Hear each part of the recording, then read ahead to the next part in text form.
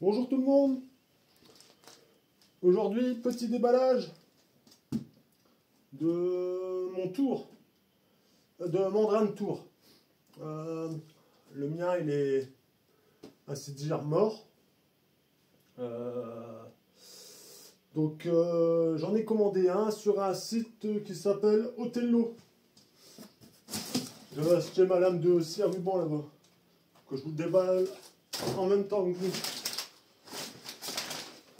Voilà.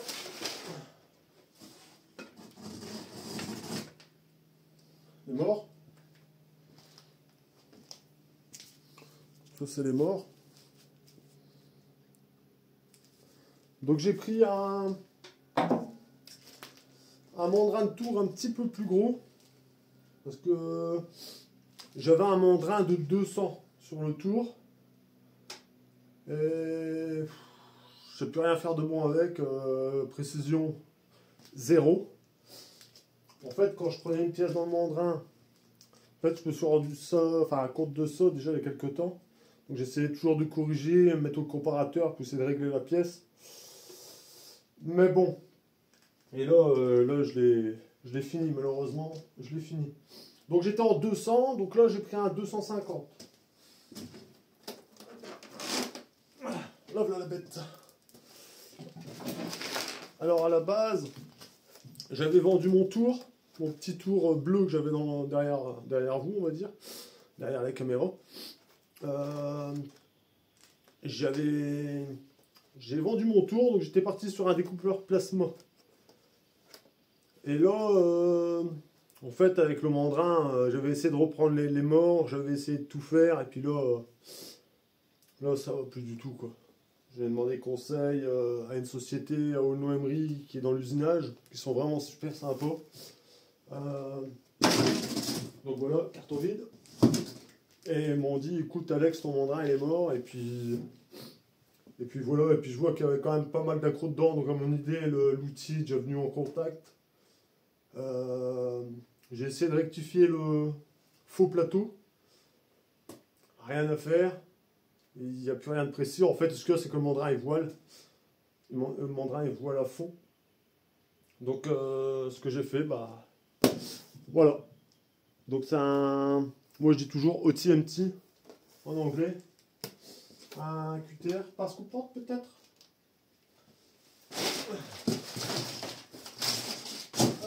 On va mettre ça sur le côté.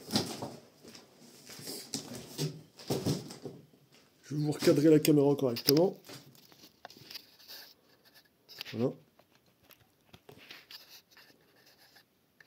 Voilà. Donc, je vais déballer ça. 27 kg le mandrin qui fait. J'ai l'impression qu'en fait 15. J'ai tellement bien rangé l'atelier que maintenant je cherche après toutes mes affaires. Hop. Hop.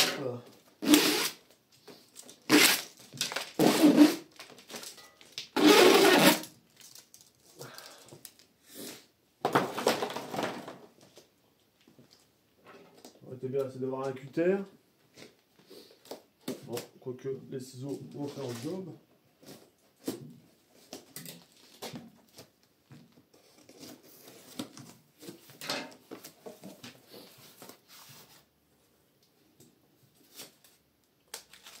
Waouh.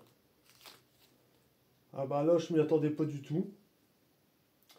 Je pense pas que c'est ce que j'ai commandé. Alors là, je pense pas du tout même. Bah si. Eh bah si.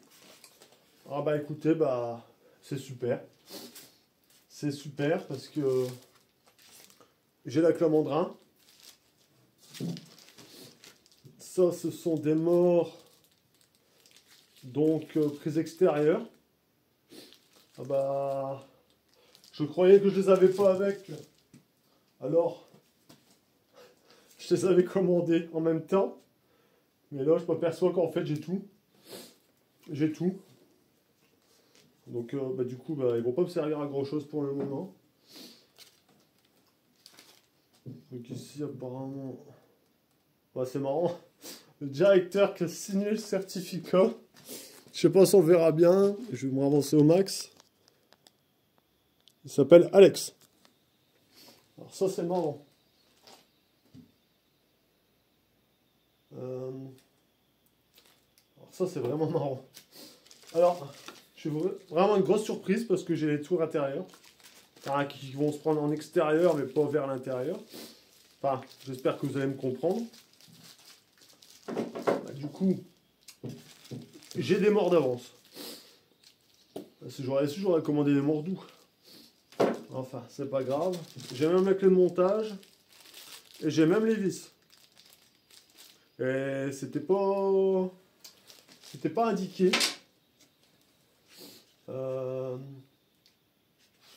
Ce n'était pas indiqué. Donc on va regarder la bête. Waouh. En tout cas, au niveau emballage, ils font pas semblant. Hop. Et ici, il y a encore... Waouh. Et ici, il est surprotégé. Donc encore un plastique. Un papier craft blindé d'huile. Donc je vais essayer de sortir ça. Oh la vache! Ah bah je pense.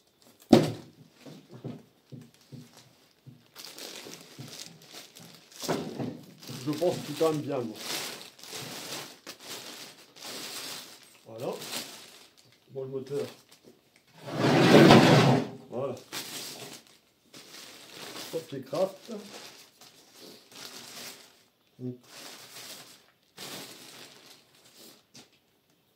Voilà la bête. Putain, il n'y a pas un pet de jeu dedans. Et pourtant, au milieu, il n'est pas serré. Je vais vous prendre à la caméra. Alors là, c'est une très très belle surprise. Donc la marque OTMT. En fait, si on regarde, le mandrin, il est... Par contre, la clé, c'est du 12. Moi, j'avais un carré de 10. Donc, sans savoir c'était quoi, j'allais leur fabriquer une. Parce que j'ai tout ce qu'il faut ici. Et j'avais déjà un barreau de 12. Donc, un carré de 12. Ça, c'était un carré de 12 qui va dedans. Nickel.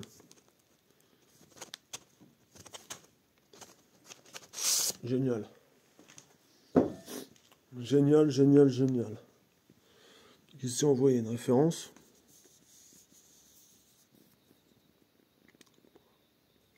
Pour celui qui voudrait commander exactement le même. Donc ici, je vais me mettre à l'endroit, à la lumière. C'est un 250 de diamètre. Donc 25 cm de diamètre. Et maximum 1600 tours minute. Et ben ça tombe bien. Parce que sur le tour, je suis en max 1600 tours minute. Donc ici, je suis occupé à faire le faux plateau. Bon, sur l'ancien tour, à savoir que j'ai vu qu'il y avait une dent des morts qui était cassée. Et j'ai la couronne en fait à l'intérieur, qui est carrément bouffée. En fait, je me suis aperçu de ça, parce que je l'ai démonté. J'ai essayé, regardez le coup qui est là par exemple. Pile poil sur la planalité du faux plateau. Donc là, ce que j'ai fait, c'est que je l'ai mis sur mon ancien mandrin, la pièce que je suis occupé d'usiner. Alors ici, la matière, c'est du 42 CD. Hein. 42 CD4. Donc vraiment, quelque chose de costaud. Même si la surface n'est pas nickel. Bon, elle est déjà belle, hein, regardez l'état de finition. J'ai travaillé avec de la plaquette CNMG. Et ça va vraiment bien. Donc c'est pas mal. Donc je l'ai réglé au comparateur pour l'avoir bien mise. Donc ici pour faire le trou, à la base il était plein, hein, c'était un brut. Hein.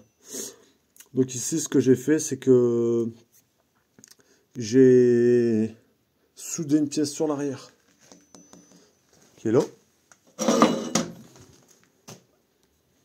Bon, à savoir que du CD4T, ça ne se soude pas. Alors ne faites pas ce que j'ai fait parce que c'est hyper dangereux. À titre d'info, les soudures ont cassé. Ça va, en fait, la pièce, quand elle tournait, j'ai entendu un bruit. Du coup, j'ai tout de suite stoppé la machine. Au début, je crois que c'était le tour qui faisait un bruit. Et en fait, c'était la pièce qui s'était dessoudée là derrière. Et en fait, ça voilait. Donc, heureusement, je m'en suis aperçu tout de suite. Et ça va, j'avais déjà commencé à faire un trou pour pouvoir le choper au mandrin. Donc après, je l'ai posé dans l'étau tout carré. Dans le mandrin qui est tout carré, parce que franchement, c'est une catastrophe. C'est une catastrophe, le mandrin. Donc voilà. Et en fait, ce que je vais faire, c'est que je vais dresser la face.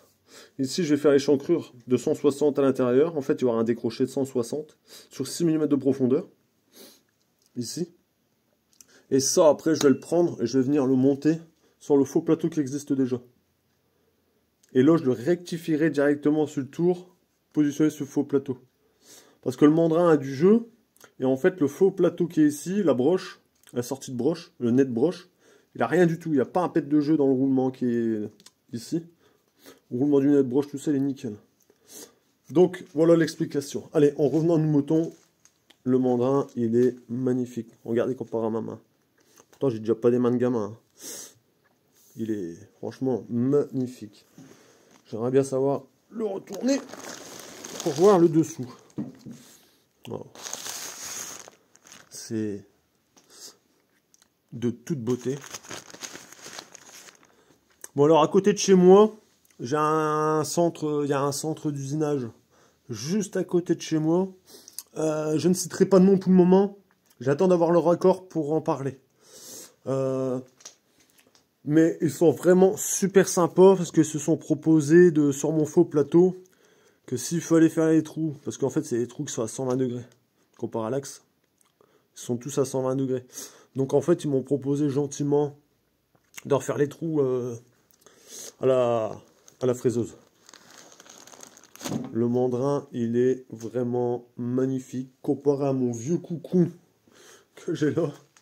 Regardez, de toute façon, regardez, j'ai eu des coups dans tous les coins, c'est pas étonnant qu'il n'ait plus précis. Et en plus, je vous dis, j'ai cassé une dent d'un mort, pourtant je comprends pas. Je me suis aperçu de ça quand je l'ai démonté. J'ai une dent d'un de mes morts qui est cassée, et puis bon, pour trouver la marque de cette affaire, faut se lever de bonne heure. Et en plus, la marque que je l'ai tapée sur internet, ça ne se fabrique plus. Donc je peux plus avoir mes morts. Donc c'est pour ça que j'ai recommandé un mandrin. Donc je ne sais plus avoir les morts, la couronne à l'intérieur, je ne sais plus l'avoir, ou à moins de la faire fabriquer, mais ça va me coûter 1000 des 3 fois le prix d'un mandrin. Donc regardez, il y a des coups partout, le mandrin, il est défoncé. J'ai du jeu ici, dans mes morts. J'ai un jeu terrible ici entre les deux. En fait, les morts, ils voyagent comme ça dedans en fait. Donc voilà, petite vidéo. Je vous filmerai peut-être l'avancée de ça. Je travaillerai dessus que ce soir. Parce que là, je vais devoir aller chercher mes filles à l'école. Mais il faudrait que je rectifie ça. Finir ça. Et après, je vais monter le beau bébé qui est là. Avec le petit graisseur ici. Avec la petite bille, on appuie dessus. On y enfonce une goutte de graisse à la burette à l'huile. Et le voilà tout beau. Ah! Petite griffe. Allez, c'est pas grave. Je leur en voudrais pas. Vu comment le mandrin est magnifique. Il y a toujours 3 points de fixation. J'ai pris un 3 morts. Et non un 4 morts. Parce que le centre d'usinage à côté de chez moi, il m'a vraiment conseillé de prendre un 3 morts. On va dire que pour ce que je fais, c'est vraiment suffisant. Que ça servait à rien du tout. Mais alors vraiment à rien du tout. De prendre un 4 morts. En plus, je n'usine pas du carré. Par contre, ce qui m'aurait bien plu, mais bon, si je vois encore un outil que je me sers plus dans mon garage, pourquoi pas, mais bon, encore, c'est même pas nécessaire. Pour le moment, j'achète plus trop d'outils et tout ça. Mais un qui aurait été bien, c'était un 4 morts indépendant. Donc avec une vis de réglage à chaque mort. Oui, je voulais prendre celui-là à la base, un 4 morts indépendant, donc avec une vis à chaque axe de mort. Et ils m'ont dit que c'était pas la peine. Parce qu'à chaque fois, je vais me prendre la tête avec les réglages. Ils ont pas tort. Que là, je serre un nez ici.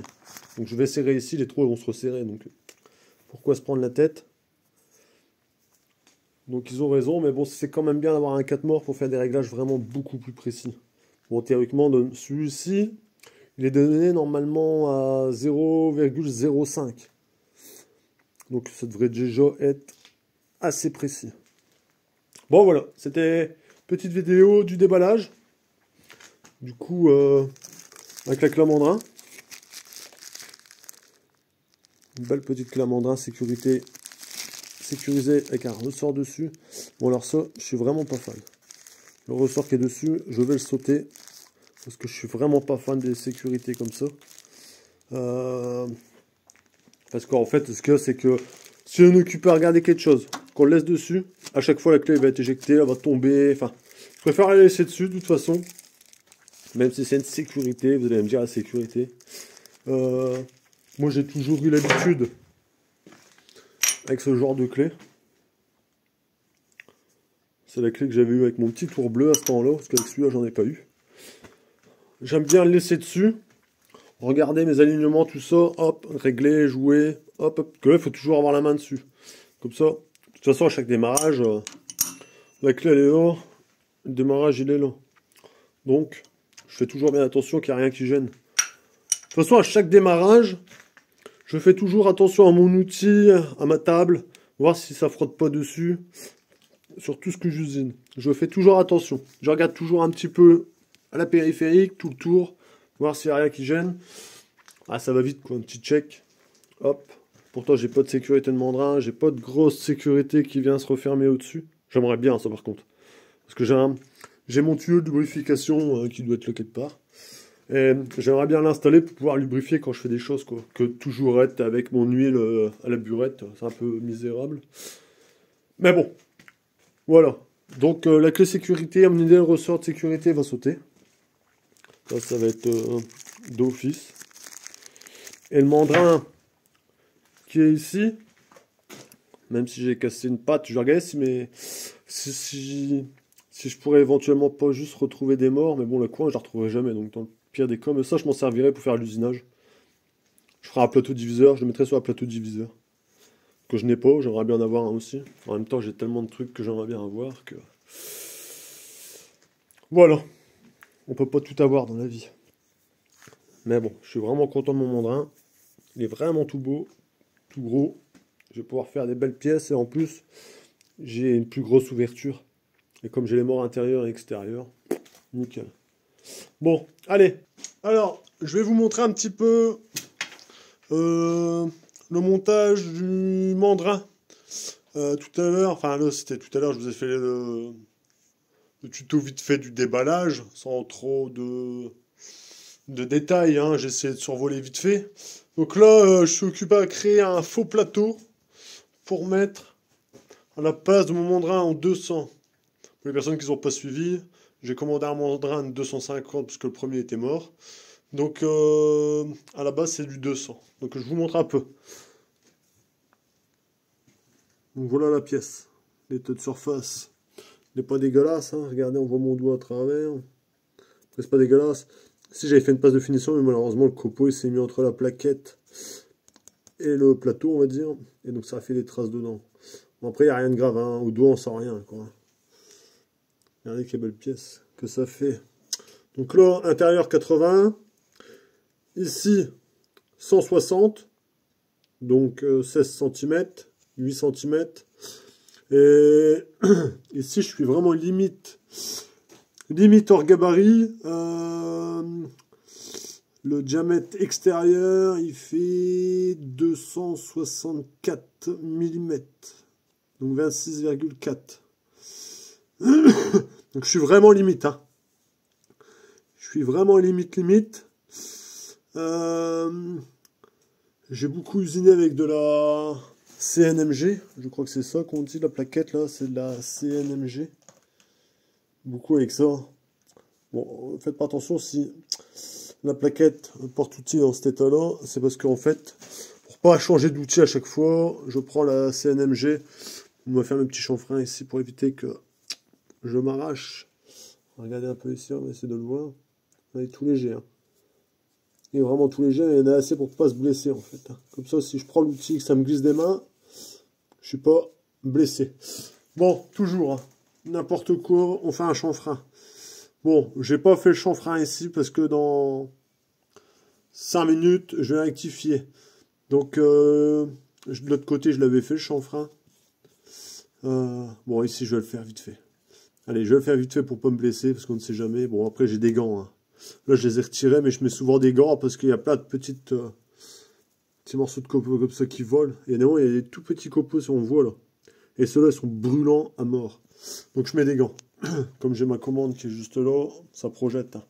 Juste à titre d'info, il n'y a pas de protection sur le tour. Donc, je suis toujours sur le côté, hein, donc sur la droite de l'outil que j'usine. Enfin, de la pièce que j'usine. Je suis toujours bien à droite du mandrin, je suis à peu près tout le temps ici, en sécurité. Parce que si la pièce se décroche, c'est dans mon... Si je suis en face, ça va faire très mal. Savoir que la pièce là, elle doit bien faire 5-6 kg facile.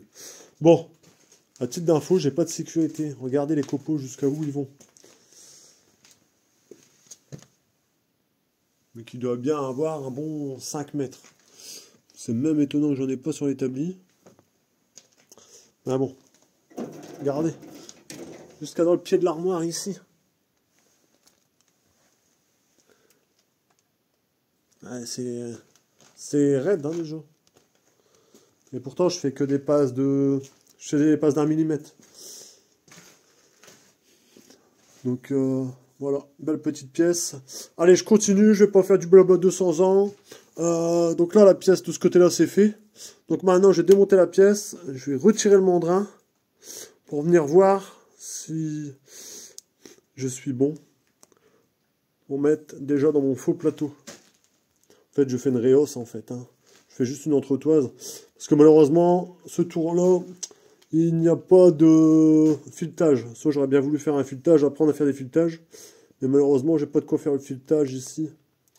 Comment dire? De la tête de broche, du nez de broche. Malheureusement, j'ai pas de quoi faire les filetages. Et en plus, ici, il y avait un accotement, mais bon, ça aurait été assez facile à faire. Bon, bah, c'est tout. Malheureusement, je l'ai pas. Puis bon, je trouve une matière en 40.